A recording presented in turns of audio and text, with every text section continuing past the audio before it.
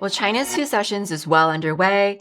These annual back-to-back meetings of its top legislative body and its top political advisory body set the policy direction and priorities for the following year. So what's in store for China in terms of AI, of economic growth and investment in people's well-being over the next year? And how does two sessions exemplify China's whole process people's democracy? We'll discuss this and more on this week's China Report.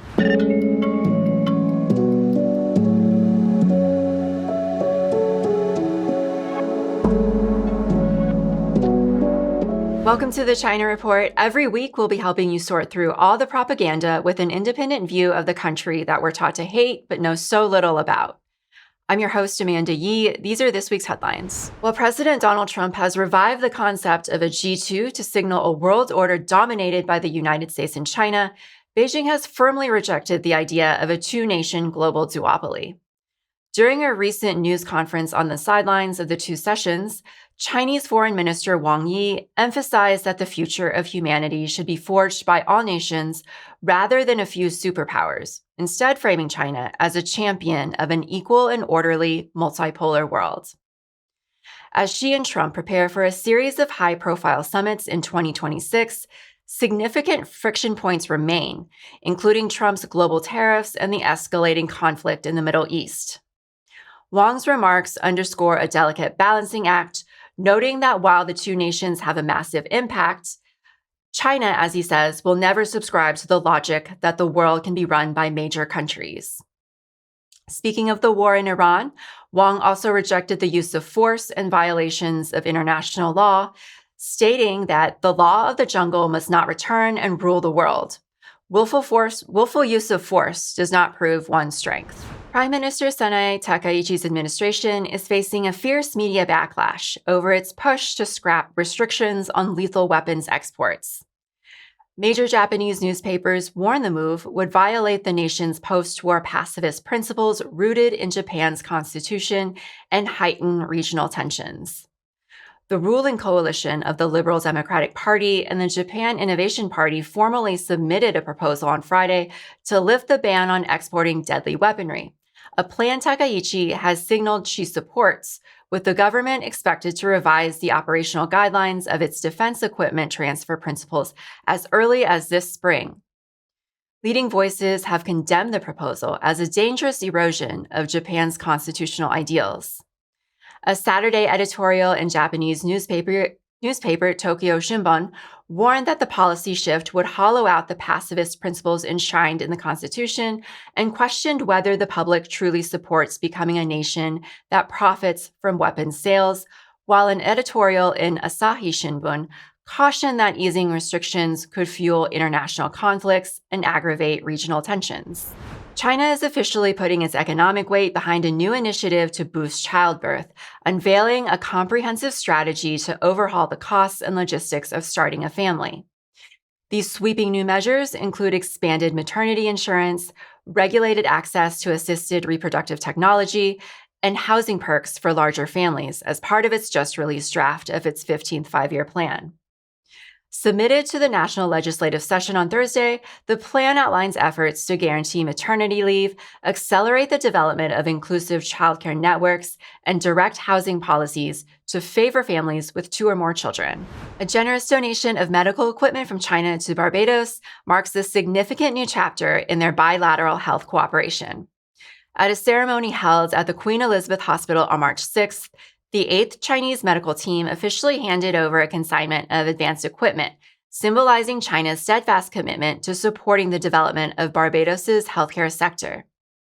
The event was attended by Chinese Ambassador Zhong Bingkai and Barbados's newly appointed Minister of Health and Wellness, Lisa Cummins, who both lauded the collaboration as a cornerstone of their relationship. Beyond the material support, the ceremony highlighted the profound human impact of this partnership.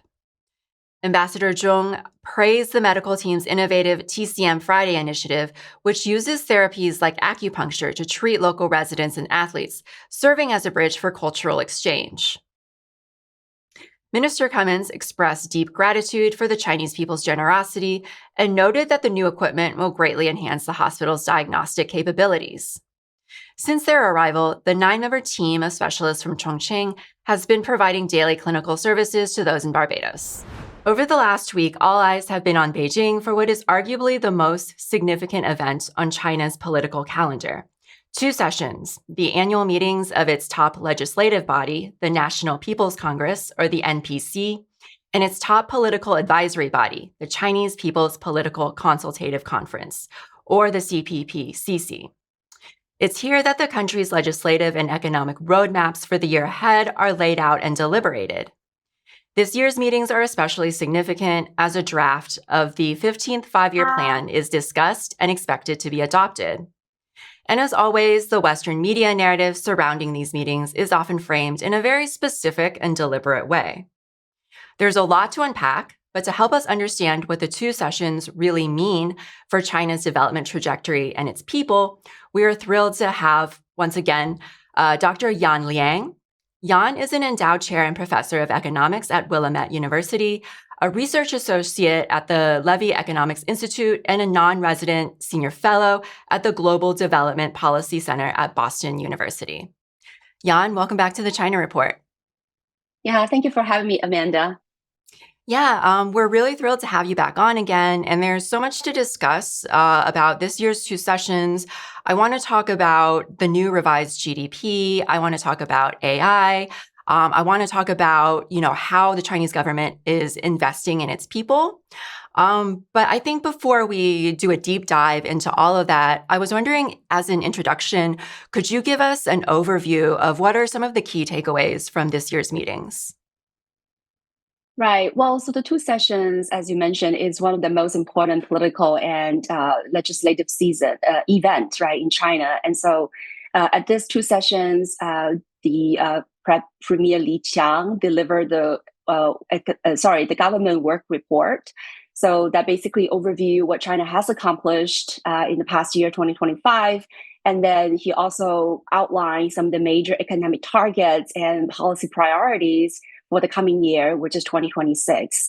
Then the 2 sessions will deliberate, and they will, I think they will, pass certain new laws. I think this year they will pass 6 laws.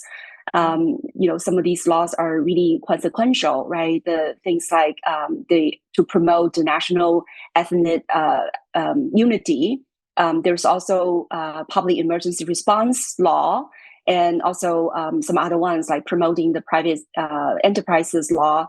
And then there were also major revisions of around 14 different laws. So that's part of the legislative aspect of the 2 sessions.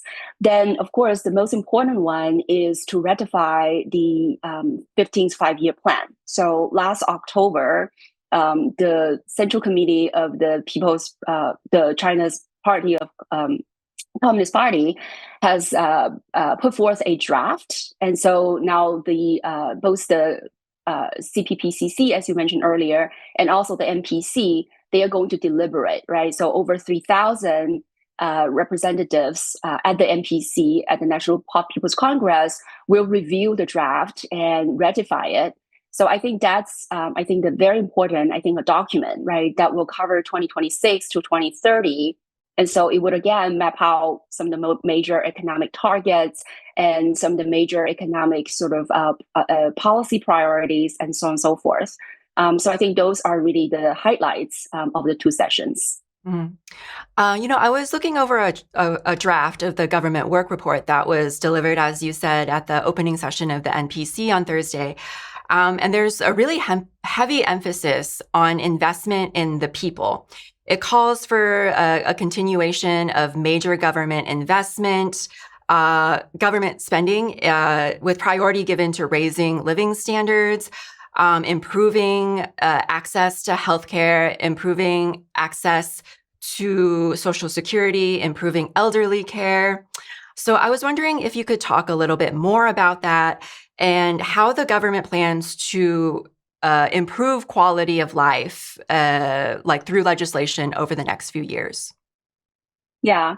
So I think investment in people is really important in and of itself, right? This is the idea of inclusive prosperity, common prosperity that I think the Chinese government has been, putting forth, right, and trying to strive for better living standards.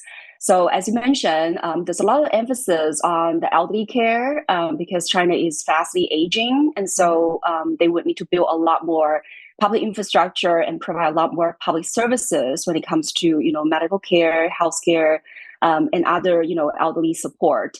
Then there's also on the other end, which is childcare. That is also an important focus of the government. So on the one hand, it's really trying to ease the burden of childbearing and child raising for the Chinese families.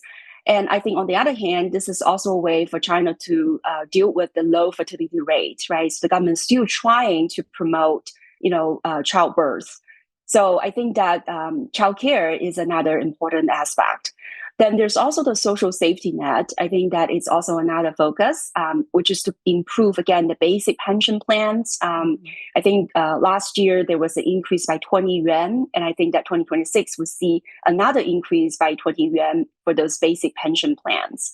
And I think in addition to these very direct targeting in terms of these elderly care, child care, and also social safety net, I think there's also the emphasis on education, right? So improve the curriculum, especially when it comes to, with the technological transformation. So there's a lot of emphasis also how to improve education, make education more affordable, and improve the quality. So I think all of this are direct approach, right, when it comes to investment in the people. But I think there's also other agenda in the work report, right? Things like, boosting technologies in rural area, for instance. I think that is also very important when it comes to bridging the rural-urban gap and also to help the low-income families to grow their income and create more sustainable, not necessarily jobs, but any sort of economic activities, right, that would help, rural residents and also urban poor to grow income. So I think all of this are, a way to say China is having this sort of people-centered approach. And not to mention, I think we'll talk about, all the measures that try to boost consumption, right? Especially consumption in services. I think that's another aspect to try to boost the living standards of the great majority of the people. Yeah, you mentioned boosting consumption. One of the things that came out of the meetings that is discussed a lot in Western media is this new revised GDP. I think they've set a revised GDP growth target of 4.5 to 5% for 2026, which is a slight decrease from previous years, and I think it's lowest since the early 1990s. And so analysts have said that this kind of signifies a further shift away from a numbers-first growth toward like a quality-first model. So can you talk a little bit about the strategy behind this and how does this translate into policy? Yeah, I think that's an excellent question. So I agree. I think in terms of the Western narrative, they really highlight this is the lowest growth target, right, since 1991. But I think there are, I would say, three different reasons for why this number makes sense or this range makes sense, right? So for one, China is a 140 trillion yuan economy. That translates to about $20 trillion. And so with such a large economic size, to continue to grow at 5, 6, 7 or more, I think it just becomes more and more difficult, right? And just given the economic size, China is adding to its economy the size of a Canada economy or Australia economy every year. So I think that is already, right, a very tall order. And second reason, I think, let's not forget China's longer term goal is to double the GDP from 2020 to 2035, which requires about 4.7% growth cumulatively every year, right? Now, given the past from 2020 to 2025, China's growth rate, what China really need from this point on is about 4.3% growth rate. So that means even China only achieves the lower bound of the range, which is 4.5%, it will still help China to reach that long-term target. So it's not really, sort of China is not behind its own goal. And last but not the least, I think, the emphasis, as you mentioned, right, is to shift from the so-called high-speed growth to the more high-quality growth. And so with a lower target, it could allow for more room for some of the structural policies, for more long-term investment in technologies that take time to generate economic fruit. And also, again, to try to accomplish some other social, economic, environmental goals, right? So one example is, China wants to build this unified national market. So to break the kinds of barriers at the local level, to accomplish more sort of economy of scale, to reduce redundancy, and improve resources usage. And I think that without a very high growth target, then this eases the local government's urge, right, to try to protect their local economies, to deliver that high growth target. So I think not having a very high growth target could really allow for a lot more room for policy flexibilities for other social economic objectives, right? Like some of the green targets. So I think those are really the three reasons why the government is deliberate in setting a growth range instead of a height rate. Mm. Well, I know AI was also a big topic of discussion at this year's two sessions, along with like scientific and technological advancement. What does the government have in store over the next few years in terms of AI development, of furthering its new quality productive forces? And how do you see these developments as helping China to reach its goal of becoming a modern socialist society by 2050? Right. Well, so one major difference, I think, in the 15th five-year plan from the 14th five-year plan is that this current plan is putting industry system first, as opposed to technological innovations first. And that's a very deliberate, I think, change, a pivot, right? The idea here is that technological innovations are important. To nurture these new emerging industries are important. But what is more important is really how you integrate and diffuse technologies into the broader economy. So take AI as an example, right? I think China has a very different strategy than the United States. The United States is, putting a lot of resources in building data centers to improve the large language models, to have the sort of moonshot, right? To have the best technologies that's possible. But I think for China, it's a lot more pragmatic approach. Last year in August 2025, the Chinese government launched the so-called AI Plus initiative. And what you see here is that it's not only that they wanted to develop the technology per se, but more important is to diffuse AI into the broader economy, including agriculture, industry, services, and also public governance. And the goal is by 2030, AI should penetrate 90% of the Chinese economy. So, the 20 that's a 2030 goal. So I think that's clear that the technology needs to be at the service of the real economy. So what that means is that, not only you wanted to accomplish certain technological breakthroughs, but more importantly is how do you commercialize? How do you put to use these technologies? And so that's why I think when you look at the so-called future industries that China tried to nurture, they specifically talk about the so-called embodied AI, right? So that means you wanted to integrate AI into, for example, new energy vehicles, right? Autonomous driving. You wanted to integrate AI into all kinds of house appliances, right? The refrigerator has the AI intelligence that could tell you, the nutritions in the different food that you store in the refrigerator, and so on and so forth, right? And also it's AI integrated into robots, right? All these humanoids robotics.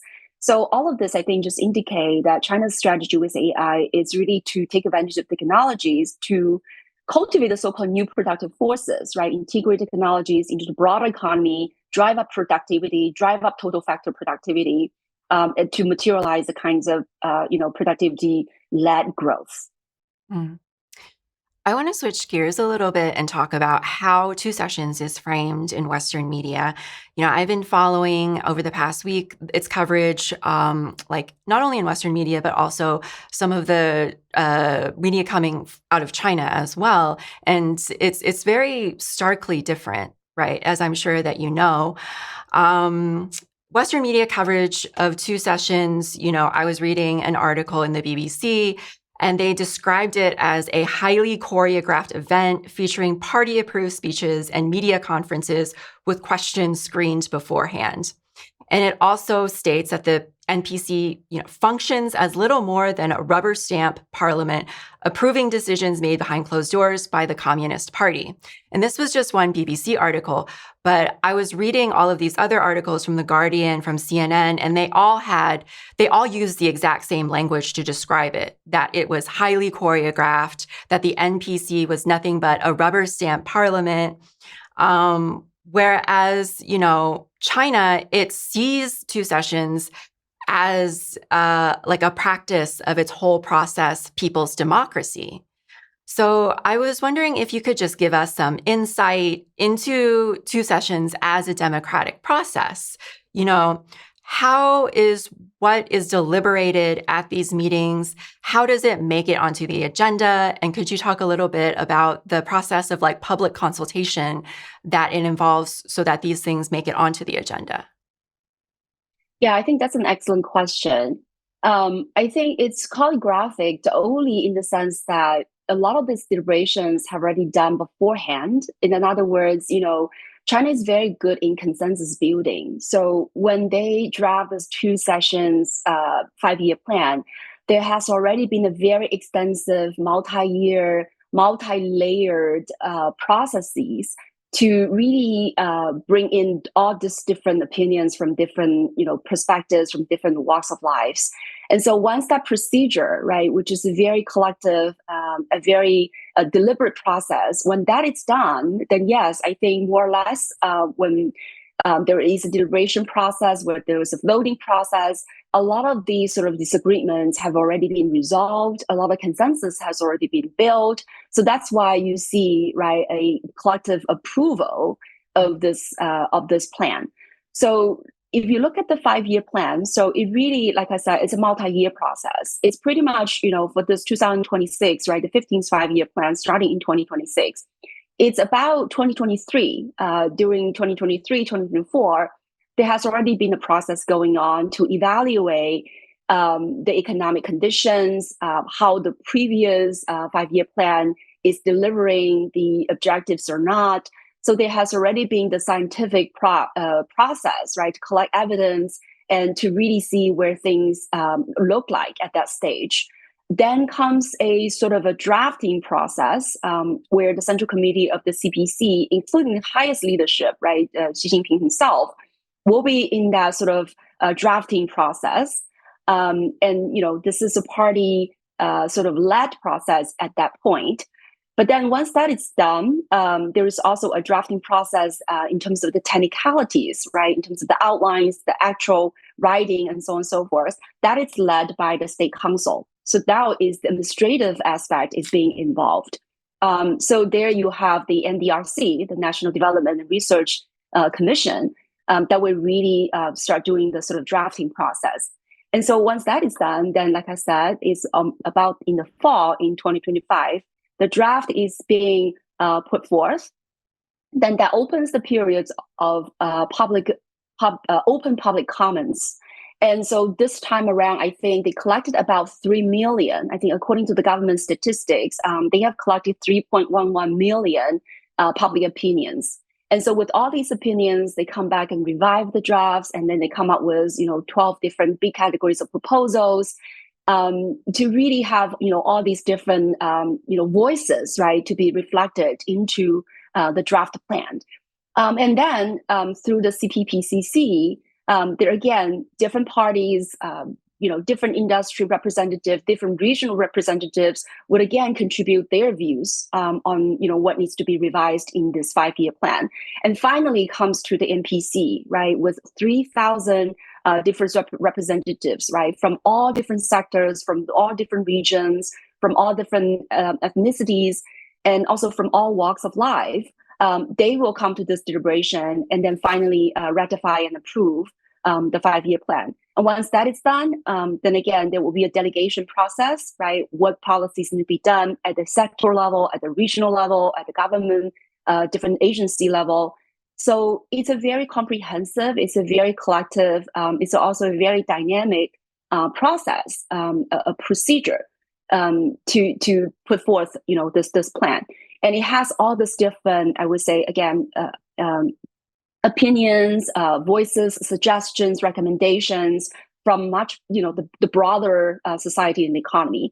And when you look at the result, you're also seeing that, a lot of these can reflect the changes, right, in the course of development, right? The changes in the 5-year plan really reflect, what the economy needs, what the people want, and what the future sort of strategic goals are, giving international environments, giving domestic, evolution of the economy, and so on and so forth. Now, I think compare that to the Western, economy, when you see this very performative sort of so-called democracy, right? The parties change, but the policies don't. They are really, again, serve the interests of financial elites. Now the tenor, feudalists. There's very little, I think, in terms of where people are, right? Where the needs are in all kinds of sort of policy plans and so on and so forth. I mean, Donald Trump is even more so, right, when it comes to his assault on the so-called check and balances. When the Supreme Court strike down on his tariff policy, then he just turned around and by other means. And this war on Iraq, of course, it does not have congressional approval. So on and on, I think both from the procedure, but also from the policy outcome, I can see that China is really practicing, right, the so-called whole process democracy that really take people's interest at the center and forefront of its policymaking. No, I want to discuss that a little bit more. And there was something that you raised a few minutes ago that I also want to touch upon. I think one of the more interesting or foreign aspects of these two bodies is that the political consultative body, the CPPCC, is actually comprised of experts and specialists working in the sectors that they're advising on. So if at 2 sessions they're deliberating some kind of legislation on healthcare, then you actually have people who work in healthcare and medicine advising and deliberating that legislation. If they're deliberating policy on agriculture, you actually have farmers or people working in the agricultural sector deliberating that policy. Which is completely, it seems really pragmatic and common sense, but it's completely different than what we're accustomed to in the U.S., where you have legislation drafted by people in Congress that they're not done in consultation with policy experts or like specialists in that field. They're done in consultation with lobbyists and in favor of corporate interests. So as someone who is familiar with these both systems, like, what do you make of this contrast? And how do you feel when you see these stories in Western media describing 2 sessions and the Chinese government as having a lack of transparency, as being authoritarian, stuff like that? Yeah, I think that is very, again, the Western media, because they serve certain purposes, right? They want to propagate certain kind of narrative. A lot of times is, I think, smear campaign, right? To, I think, in a way, really talk down on China's democracy and the way that Chinese people actually govern their own country. So I would agree with you. I think when you look at the 5-year plan, it's really taking a lot of the suggestions, recommendations, advice from the frontline, practitioners, right? Being doctors or farmers or environmental engineers and so on and so forth.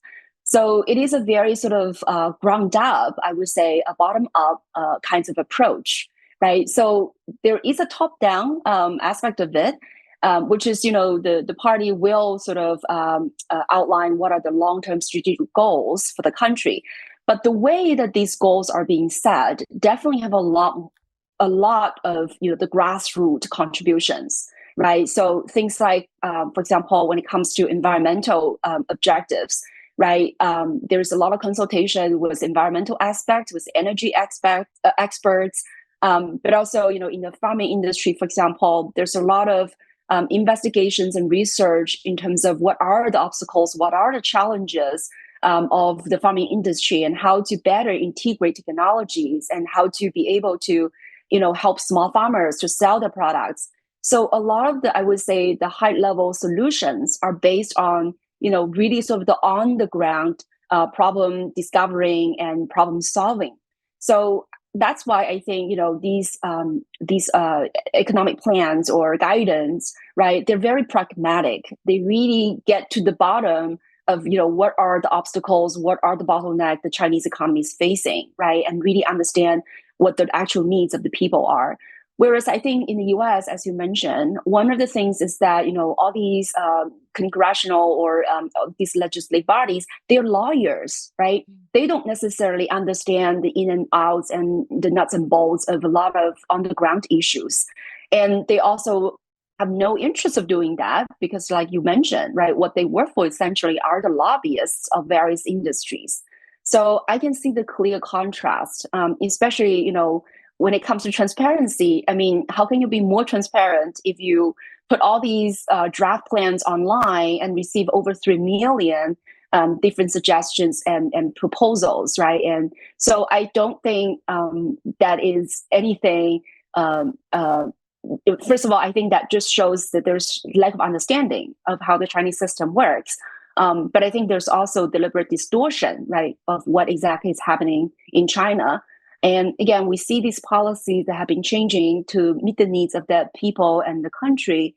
But again, in the U.S., when you have political party that change, when they change hands, you see the current administration completely overrode some of the previous administration's progressive policies. And then most of the time, again, a lot of these policies serve the same common interests of the financial elites or, the 10 old gurus. So there's very little change in the sense that would really help the people or help the great majority, right, of the country. Mm.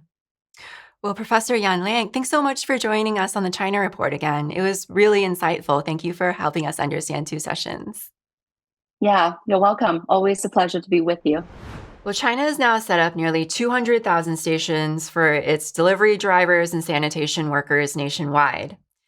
These stations are open 24 hours. They serve as rest areas with Wi-Fi and drinking water, where workers can escape the heat or cold. They can heat up their meals, charge their phones, or just socialize.